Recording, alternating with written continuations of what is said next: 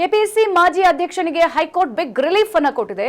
KPSC ಅಧ್ಯಕ್ಷರ ಮರು ನೇಮಕಕ್ಕೆ ಈಗ ಹೈಕೋರ್ಟ್ ಸೂಚನೆಯನ್ನು ಹೊರಡಿಸಿದೆ. ಇಂದು ಸಾಹುಕಾರ್ ಮನೆ, ಕಚೇರಿ ಸೇರಿ ಹಲವೆಡೆ ಇಡಿ ರೇಡ್ ಅನ್ನು ಮಾಡಲಾಗಿತ್ತು. ಬ್ರೇಕಿಂಗ್ ಲಭ್ಯವಾಗ್ತಾ ಇದೆ. ಇಡಿ ದಾಳಿ ಮಧ್ಯೆ ಶಿವಶಂಕರಪ್ಪಗೆ ಹೈಕೋರ್ಟ್ ಬಿಗ್ ರಿಲೀಫ್ ಅನ್ನು ಕೊಟ್ಟಿದೆ.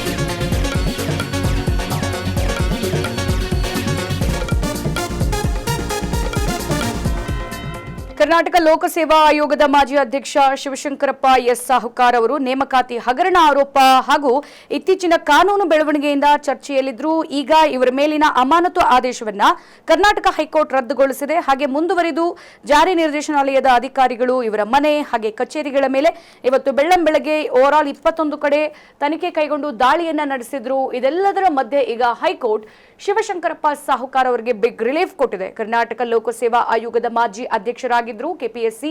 ಈಗ ಕೆಪಿಎಸ್ಸಿ ಅಧ್ಯಕ್ಷರ ಮರು ನೇಮಕಕ್ಕೆ ಹೈಕೋರ್ಟ್ ಸೂಚನೆಯನ್ನ ಕೊಟ್ಟಿದೆ. ಒಂದ್ ಕಡೆ ಸಚಿವ ಅವರಿಗೆ ಅವರ ಸ್ಥಾನದಿಂದ ಕೆಳಗಿಳಿಸಲಾಗಿತ್ತು, ಮತ್ತೊಂದು ಕಡೆಗೆ 21 ಕಡೆಗೆ ಏಕಕಾಲದಲ್ಲಿ ರೇಡ್ ಅನ್ನ ಕೂಡ ಮಾಡಲಾಗಿತ್ತು. ಬಹಳಷ್ಟು ಹಗರಣದ ಆರೋಪಗಳು, ಹಾಗೆ ನೇಮಕಾತಿ ಹಗರಣ ಆಗಿರ್ಬೋದು, ಮತ್ತೊಂದು ಕಡೆಗೆ ಸ್ವಜನ ಪಕ್ಷಪಾತ ಆರೋಪ, ಎಲ್ಲ ಆರೋಪಗಳನ್ನು ಕೂಡ ಕೇಳ್ಪಟ್ಟಿತ್ತು. ಇವರ ಹೆಸರು ಮುತುವರ್ಜಿಯಲ್ಲಿತ್ತು. ಈಗ ಕೆಪಿಎಸ್ಸಿ ಅಧ್ಯಕ್ಷರ ಮರು ನೇಮಕಕ್ಕೆ ಹೈಕೋರ್ಟ್ ಸೂಚನೆಯನ್ನು ಹೊರಡಿಸಿದೆ.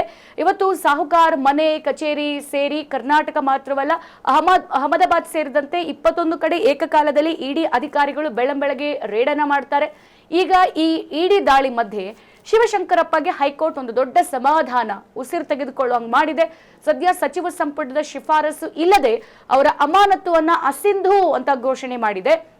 ನ್ಯಾಯಮೂರ್ತಿ ಸೂರಜ್ ಗೋವಿಂದರಾಜ್ ಪೀಠ ಮಹತ್ವದ ತೀರ್ಪನ್ನ ಹೊರಡಿಸಿರುವಂತದ್ದು. ಸದ್ಯ 7 ದಿನಗಳಲ್ಲಿ ಕೆಪಿಎಸ್ಸಿ ಅಧ್ಯಕ್ಷರಾಗಿ ಇವರು ಮತ್ತೆ ಮರು ನೇಮಕ ಆಗ್ತಾರೆ. ಈ ಕುರಿತಂತೆ ಆದೇಶವನ್ನ ಕೂಡ ಹೊರಡಿಸಿದೆ. ಸದ್ಯ ಅಧ್ಯಕ್ಷ ಸ್ಥಾನದಿಂದ ವಜಾಗೊಳಿಸಿ ಆದೇಶಿಸಿತ್ತು ರಾಜ್ಯಪಾಲರು. ಈಗ ರಾಜ್ಯಪಾಲರ ಕ್ರಮ ಸರಿ ಇಲ್ಲ ಅಂತ ಹೇಳಿ ಹೈಕೋರ್ಟ್ ಮತ್ತೆ ಮರು ಆದೇಶ ಹೊರಡಿಸಿದೆ. ಹಾಗಾಗಿ ಮತ್ತೆ ಇನ್ನು 7 ದಿನಗಳಲ್ಲಿ ಮತ್ತೆ ಅವರು ಅವರ ಅಧ್ಯಕ್ಷ ಸ್ಥಾನವನ್ನ ಅಲಂಕರಿಸ್ತಾರೆ. ನೋಡಿ, ಭ್ರಷ್ಟಾಚಾರ ಮಾಡಿದ್ರು, ಹಗರಣಗಳು ಒಂದೊಂದೇ ಎಲ್ಲ ಬಯಲಿಗೆಳೆದಿತ್ತು. ಒಂದ್ ಕಡೆಗೆ ಅವರ ಮಕ್ಕಳಿಗೆ ಗೌರ್ಮೆಂಟ್ ಒಂದು ಕೆಲಸ ಕೊಡಿಸ್ತಿದ್ರು, ಫೇಕ್ ಡಾಕ್ಯುಮೆಂಟ್ಸ್ ಅನ್ನ ಕ್ರಿಯೇಟ್ ಮಾಡಿ.